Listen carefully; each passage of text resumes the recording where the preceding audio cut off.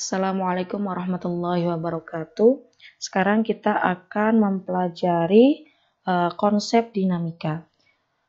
Dalam kehidupan keseharian kita, aktivitas seperti mendorong atau menarik benda sering kita lakukan. Minimal mendorong atau menarik pintu rumah ya. Hal sederhana lainnya, misalkan menarik atau mendorong kursi mendekati meja ketika kita sedang belajar. Sekarang, apa yang terjadi ketika kita menarik atau mendorong kursi yang tadinya tuh diam gitu ya? Maka kursi akan bergerak dan akan berhenti ketika kita menghentikan tarikan atau dorongan yang kita lakukan. Kesimpulannya apa yang dapat kita ambil dari peristiwa tadi? Mungkin dalam pikiran kita terpikir bahwa gaya dorong atau gaya tarik yang kita lakukan merupakan penyebab terjadinya gerakan atau pergeseran kursi tersebut. Atau secara umum mungkin kita berpikir bahwa gaya merupakan penyebab gerak. Jika benar demikian, kesimpulan yang kita ambil, maka ketahuilah bahwa sekitar 2300-an tahun yang lalu, Aristoteles, seorang filsuf Yunani kuno yang masyhur pun memiliki pandangan yang sama dengan kita yang tadi gitu ya, yaitu gaya adalah penyebab gerakan. Aristoteles berpendapat bahwa jika tidak ada gaya yang bekerja pada suatu benda, maka benda tersebut tidak akan bergerak. Nah, rekam jejak dimulainya penjelajahan bidang mekanika adalah sejak Aristoteles menulis tentang masalah-masalah mekanika, tepatnya pada tahun 384 sampai 333 sebelum Masehi. Nah, sekarang kita akan membahas gerak menurut Aristoteles terlebih dahulu ya. Menurut Aristoteles, gaya itu sebagai penyebab gerakan. Dalam pandangan Aristoteles, setiap benda di alam ini memiliki tempat alamiahnya masing-masing. Nanti ini akan terkait pembagian gerakan. Ini gerakan ya, salah tulis. Gerakan.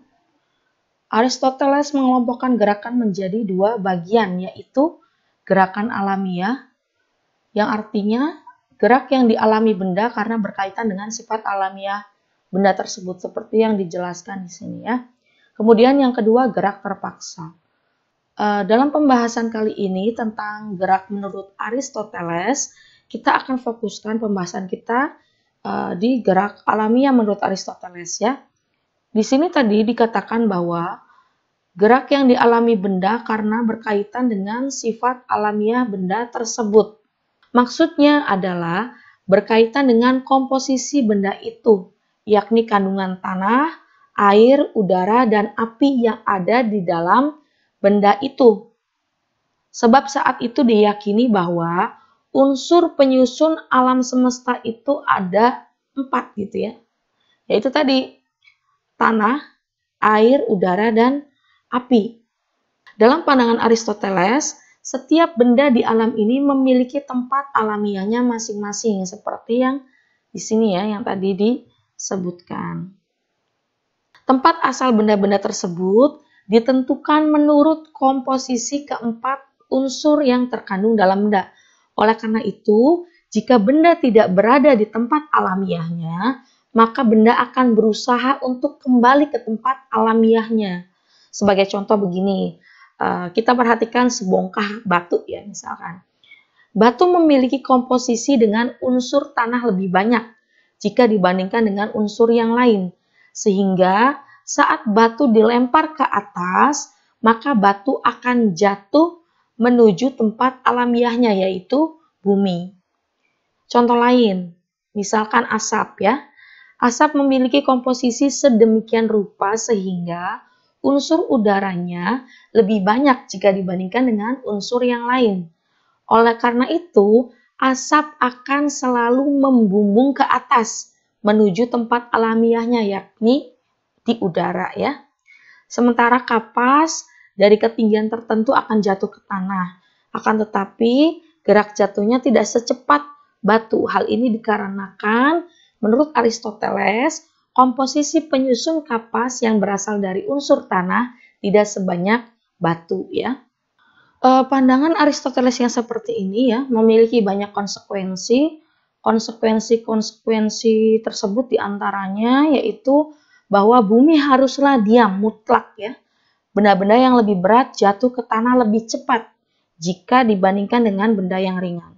Kemudian gaya menurut Aristoteles sebagai penyebab gerakan. Itu konsekuensi dari pandangan Aristoteles ya. Pemikiran seperti ini tidak dapat menjelaskan kasus misalkan gerak anak panah yang lepas dari tali busur ya. Ketika seseorang menarik tali busur yang terdapat pada anak panahnya dan melepaskannya, maka pada selang waktu dari saat melepaskan tali busur sampai anak panah lepas dari tali busur, anak panah mengalami gerak terpaksa. Akan tetapi setelah anak panah lepas dari tali busur, anak panah tetap bergerak mendarat meskipun sedikit demi sedikit menurun ketinggiannya ya. Pertanyaannya begini, siapa yang memaksa atau mendorong anak panah untuk tetap bergerak? Apa gaya yang bekerja pada anak panah itu? Dan siapa yang memberikan gaya tersebut sehingga anak panah tersebut bergerak gitu ya? Seperti ini pandangan Aristoteles tidak mampu menjawab pertanyaan-pertanyaan tadi gitu ya. Pandangan Aristoteles tentang gerak alamiah dibantah oleh Galileo Galilei. Bantahan tersebut menggunakan bukti empiris atau bukti yang didasarkan pada eksperimen. Jika saja pandangan Aristoteles itu benar, maka benda yang lebih berat akan jatuh lebih cepat gitu ya menurut Galileo. Eksperimen Galileo yaitu dengan melemparkan dua buah batu dengan massa yang berbeda dari ketinggian yang sama pada saat bersamaan. Maka faktanya akan jatuh dan sampai di tanah secara bersamaan pula. Eksperimen Galilei ini konon dilakukan di Menara Condong Pisa. Akan tetapi meskipun percobaan di Menara Pisa itu membuktikan kesalahan pandangan Aristoteles, pandangan Aristoteles saat itu ya tetap saja dianut oleh banyak orang. Nah, karena pandangan Galilei ini berbeda dengan apa yang banyak dianut orang, maka saat itu terjadi konflik dan Galilei mendapat hukuman, yaitu dengan mendekam sebagai tahanan rumah sampai akhir hayatnya. Akan tetapi dia tetap berkarya selama di dalam tahanan dan di kemudian hari hasil-hasil karyanya berhasil diselundupkan ke Belanda dan diterbitkan di sana serta menyebar ke berbagai tempat ya.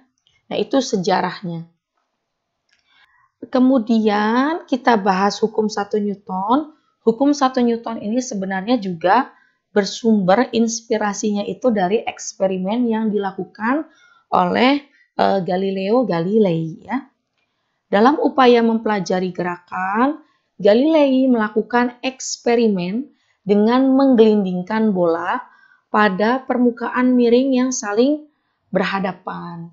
Jadi misalkan begini, dia melakukan eksperimen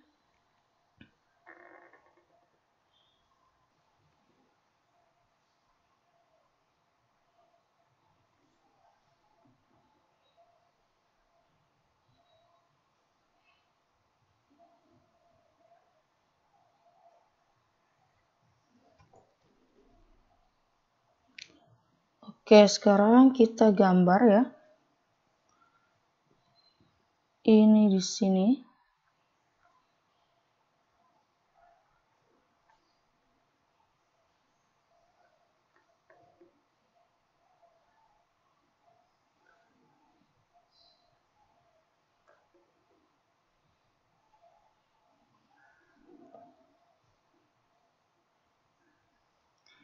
Ini percobaan dari Galilei ya.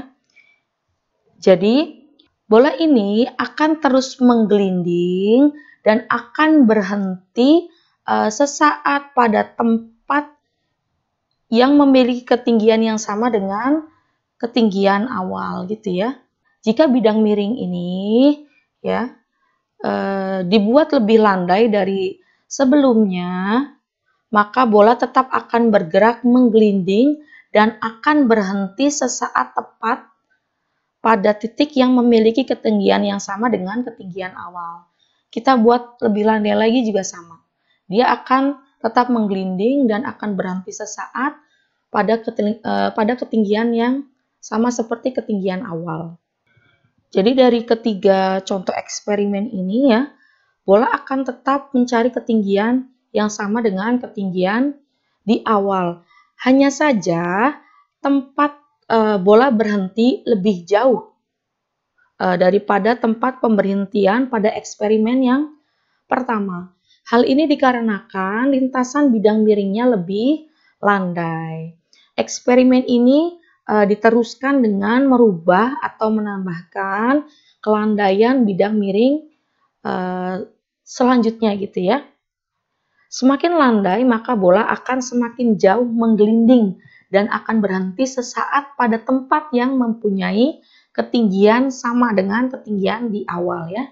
Nah, dengan menggunakan hasil eksperimen tersebut, maka dapat disimpulkan jika salah satu sisi pada akhirnya dibuat mendatar seperti ini, maka bola akan menggelinding terus tanpa henti ya, dengan catatan mengabaikan pengaruh gesekan. Hal tersebut berarti bola akan tetap mempertahankan gerakannya. Secara umum, suatu benda memiliki kecenderungan untuk mempertahankan gerakannya. Oleh karena itu, benda tersebut dikatakan mempunyai inersia atau kelembaman. Nah, ini di sini sudah saya tuliskan ya. Nah, konsep kelembaman yang ditemukan oleh Galilei ini memberikan ilham penting bagi Isaac Newton ya, untuk merumuskan pandangannya tentang gerak. Pandangan tersebut dituangkan dalam hukum pertama Newton tentang gerak, yang menyatakan bahwa setiap benda akan terus berada pada keadaan diam atau bergerak dengan kelajuan tetap sepanjang garis lurus jika tidak dipaksa untuk merubah keadaan geraknya oleh gaya-gaya yang bekerja padanya. Nah, hukum 1 Newton sesungguhnya menjelaskan pengertian gaya, yaitu gaya menurut Newton, ini berbeda dengan Aristoteles ya, gaya adalah penyebab perubahan gerakan dan bukan penyebab gerakan. Berbeda ya, penyebab perubahan gerakan, bukan penyebab gerakan. Nah, maksudnya apa? Jika resultan gaya yang bekerja pada sembarang benda lenyap atau sama dengan 0, maka benda itu tidak akan mengalami perubahan gerakan, yakni benda tersebut bergerak lurus dengan kelajuan tetap. Hal tersebut berarti jika benda titik tersebut pada awalnya diam, maka akan tetap diam gitu ya. Sementara jika pada awalnya benda tersebut bergerak dengan kecepatan sembarang, maka akan bergerak lurus pada kecepatan tersebut. Sebagai contoh begini, sebuah perahu cepat di atas danau, meskipun mesinnya sudah dimatikan, namun tetap bergerak. Ya, tentu masih ingat bahwa peristiwa ini tidak bisa dijelaskan dengan konsep gerak menurut Aristoteles.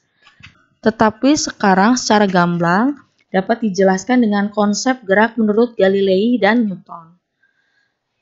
Tepat ketika mesin dimatikan, perahu cepat sudah memiliki kecepatan. Ya, perahu cepat berusaha untuk mempertahankan keadaan geraknya, yaitu untuk tetap bergerak dengan kelajuan tersebut karena kelembamannya ya. Kenyataannya apabila diamati, perahu itu pada akhirnya akan berhenti. Mengapa demikian? Apakah hukum Newton salah? Semakin lama perahu tersebut akan semakin lambat dan akhirnya berhenti. Jadi perahu mengalami perubahan gerakan. Dalam hal ini dapat diduga adanya gaya yang menyebabkan perubahan gerakan tersebut. Gaya tersebut tidak lain adalah gaya gesek ya, gaya gesekan. Sekarang kita lanjut ke hukum kedua Newton ya. Tadi sudah dijelaskan dalam hukum pertama Newton bahwa gaya adalah penyebab perubahan gerakan. Nah, selanjutnya hukum 2 Newton menggambarkan hubungan antara resultan gaya dengan perubahan gerakan yang mengakibatkannya. Perubahan gerakan dipahami oleh Newton bukan saja sebagai perubahan kecepatan, melainkan perubahan momentum, yaitu rumus momentum P sama dengan M dikali V ya. Perubahan gerakan sebuah benda dapat berarti perubahan kecepatan benda itu, dapat pula perubahan massanya, atau perubahan baik massa maupun kecepatan benda itu gitu ya. Hukum 2 Newton tentang gerak mengatakan bahwa resultan gaya yang bekerja pada suatu benda sama dengan laju perubahan momentum benda tersebut. Nah, secara matematis, hukum 2 Newton dituliskan seperti ini. Sigma ini tanda penjumlahan. Maksudnya begini, jika ada banyak beberapa gaya yang bekerja pada benda tersebut, maka ya dijumlahkan gitu ya di konsep ini dengan memperhatikan arah dari gaya tersebut. Makanya di sini tandanya vektor karena gaya juga merupakan besaran vektor ya. Sigma F sama dengan perubahan momentum terhadap waktu atau dP per dt. P-nya kita ganti dengan M dikali V ya per dt. Nah, menurut sifat dari turunan ya, misalkan begini, DUV per dt, misalkan dengan U dan V adalah fungsi dari T, maka DU diturunkan dulu terhadap T dikali dengan V. V-nya ini tanpa diturunkan plus UdV per dt. Nah, di sini maka kita turunkan dulu massanya terhadap waktu dikalikan dengan kecepatan plus massa dikalikan dengan turunan kecepatan terhadap waktu.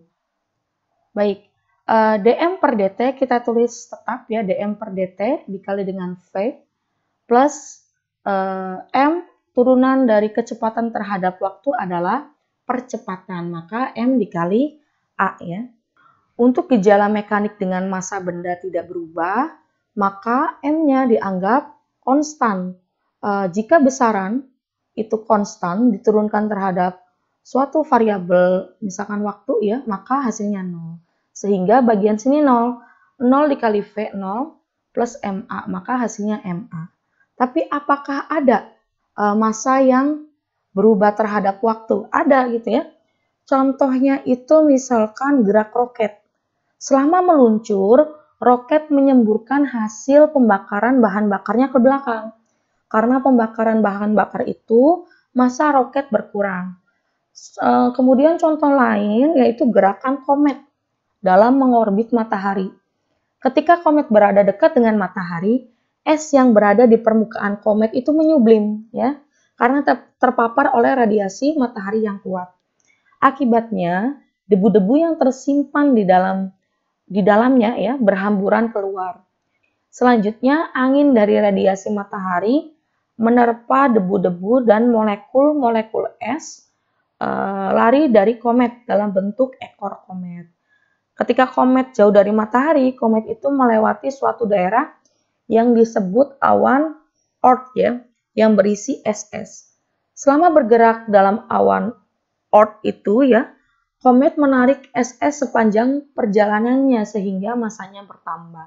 Jadi massa pada komet itu yang melintasi matahari termasuk tidak konstan gitu ya. Maka kalau misalkan untuk kasus komet dan roket, rumusan untuk hukum 2 Newton tetap seperti ini. Tapi kalau misalkan dalam sehari-hari biasanya menggunakan rumus ini karena massanya selalu dianggap konstan, tidak berubah terhadap waktu ya.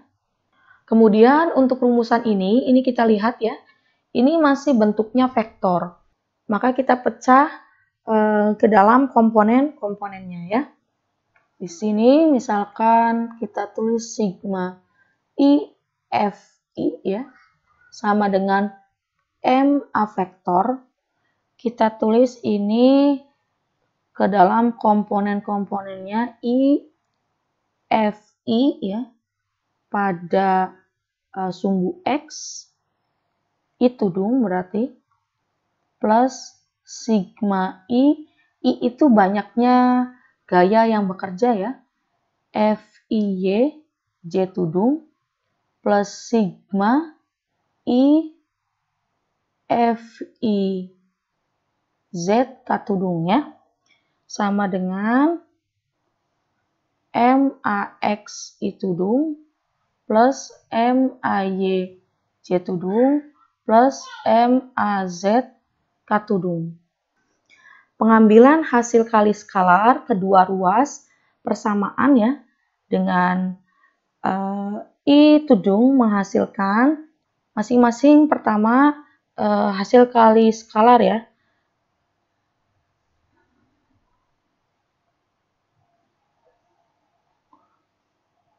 Pertama dengan I tudung, maka akan menghasilkan ini didotkan dengan I tudung semua. Yang ada nilainya adalah berarti sigma I FIX sama dengan MAX. Karena apa? Ketika yang lainnya didotkan dengan I tudung, hasilnya 0 gitu ya, kecuali I dot I. Jadi I dot I itu sama dengan 1, I dot J tudung 0, I dot K tudung juga 0. Ini semuanya dikalikan dengan dot ya, didotkan dengan I tudung. Yang menghasilkan 1 berarti bagian ini dan ini. Kemudian gantian gitu ya, nanti bagian didotkan dengan bagian J tudung. Maka yang ada nilainya yaitu sigma I FIJ, FIY ya, sama dengan MAY. Untuk K juga sama, ini semuanya didotkan dengan K, maka hasilnya yang masih ada nilainya yaitu Z ya, sama dengan MAZ. Jadi misalkan begini,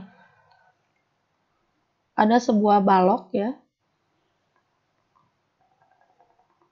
ditarik ke sini, misalkan sebesar F ya, maka sistem ini hanya bergerak ke sumbu X. Ini kan Fx berarti. Di sini Fx sama dengan MAX ya. Seperti itu. Kalau ada dua, misalkan ini ke sini F1 ya, ke sini F2, maka arti dari sigma itu ya, ini FIX ya, di sumbu X ini karena bergeraknya di sumbu X, MAX. Nah, ke arah kanan positif, ke arah kiri negatif.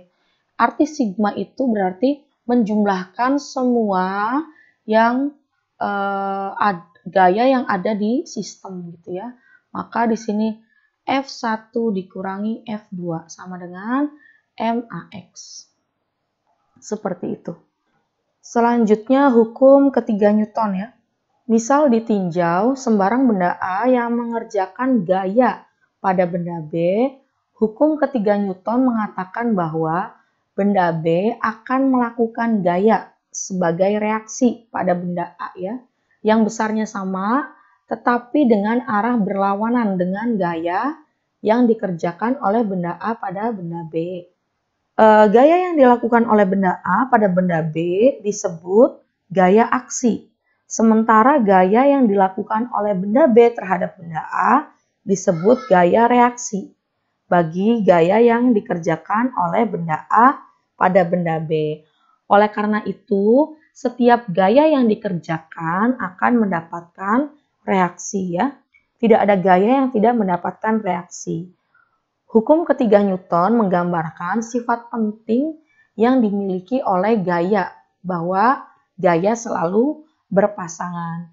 Nah, contoh dalam kehidupan sehari-hari yang menunjukkan bahwa gaya selalu berpasangan dengan besar yang sama tetapi arah yang berlawanan, misalkan begini. Jika kita mendorong sebuah dinding, maka sebagai reaksinya, dinding itu mendorong tangan Anda dengan dorongan yang besarnya sama. Namun, arahnya berlawanan dengan dorongan yang kita lakukan ya. Dorongan yang kita lakukan adalah gaya aksi, sedangkan dorongan dinding pada tangan kita adalah gaya reaksi. Contoh lainnya misalkan, sebuah palu yang dipukulkan pada sebuah paku mengerjakan gaya pada paku itu sebagai gaya aksi. Paku itu akan mereaksinya dengan melakukan gaya yang besarnya sama pada palu, namun arahnya berlawanan dengan gaya yang dilakukan oleh palu ya. Nah, itu sebagian contoh dari aksi reaksi, gaya aksi reaksi dari hukum ketiga Newton.